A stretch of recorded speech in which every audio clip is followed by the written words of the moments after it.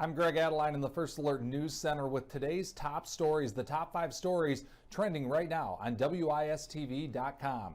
Coming in at number 5, a Florida teenager was turned away from her prom because she was wearing a suit. Sophie Savage wanted to attend Mason Classical Academy's prom, but her mom says that a school administrator pulled her daughter aside because she was wearing a suit and not a dress, because she's a female and not male. The school has strict guidelines for formal attire. For female dresses, only an evening gown, cocktail dress, or one-piece attire are allowed. Sophie Savage was told that she could return to the dance if she changed her clothes, but she decided not to do that. Instead, the teen and her mom opted for a more casual time. The school released a statement defending their decision. Coming in at number 4, Katie Gwynn.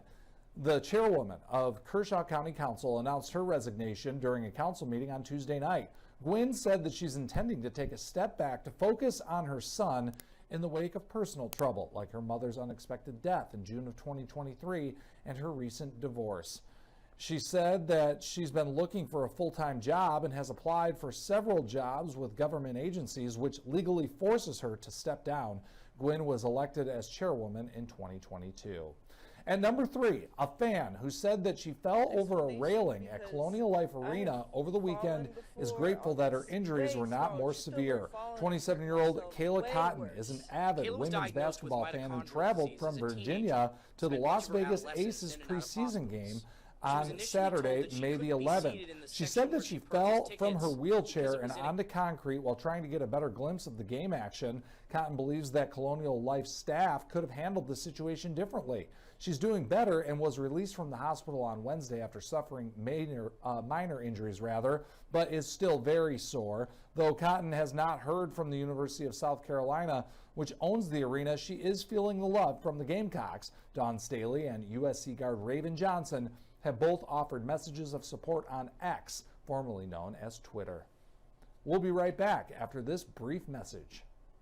One of the stories that I've covered here at WIS that impacted me the most is the Mother Emanuel shooting. I was there from the night of the shooting all the way to the last funeral. One of the moments that stood out to me was sitting down with the adult survivors, listening to their stories. Their faith was so incredible. To know that they had plans to overcome what they've gone through, to have plans to continue to honor their loved ones who had died in that shooting was just remarkable. WIS 10 Connection happens here.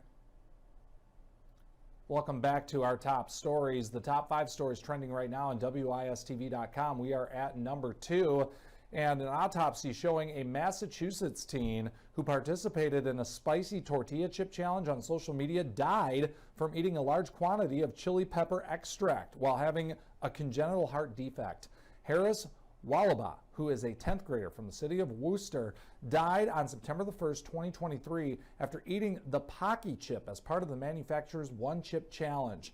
Health officials said that the chip, and more specifically the spice, can increase how the heart squeezes, putting extra pressure on an artery to the heart.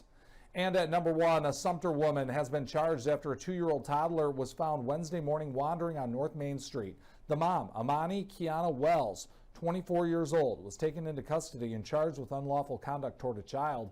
Police were called around 5 a.m. when a passerby spotted the child crossing the road. Officers said that they knocked on doors in the North Main and Stark Streets area before finding the child's home and mother.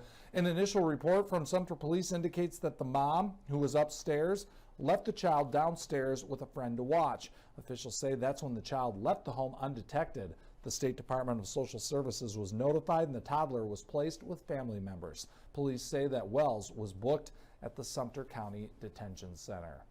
And that's all for today's top stories, but for all of the news, weather, and sports here in the Midlands anytime, 24/7, you can log on to WISTV.com. I'm Greg Adeline in the First Alert News Center.